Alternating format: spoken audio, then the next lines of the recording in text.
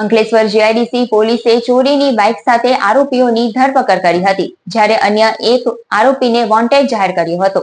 Atiq bakery પાસેથી ચોરી થયેલ બાઇક સાથે રીઢા ચોરને ઝડપી પાડ્યો હતો.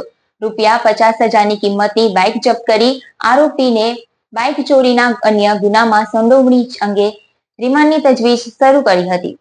અંકલેશ્વર જીઆઈડીસી પોલીસ મથકના પોલીસ ઇન્સ્પેક્ટર આર.એચ. વાળાના માર્ગદર્શન હેઠળ મિલકત સંબંધી ગુનાઓ અટકાવવા સૂચના આપેલ, જે અનુસંધાને પોલીસ સ્ટાફનો માણસો નાઇટ પેટ્રોલિંગમાં હાજર હતા. તે દરમિયાન મળેલ બાતમીના આધારે અંકલેશ્વર જીઆઈડીસી અતિક બેકરી પાસેથી એક ઇસમને ચોરીમાં થયેલ બાઇક સાથે ઝડપી પાડવામાં આવ્યો હતો. પોલીસે મૂળ દાહોદના ચેતન ઉર્ફ શૈતાન દિતિયાભાઈ ભાભોરની ધરપકડ કરી હતી. ચોરીની બાઇક અંગે વધુ પૂછપરછ કરતા અન્ય એક આરોપી કમલેશ કેશુભાઈ નીનામાનું નામ સામે આવતા પોલીસે તેને વોન્ટેડ જાહેર કરી કાયદેસરની કાર્યવાહી હાથ ધરી છે.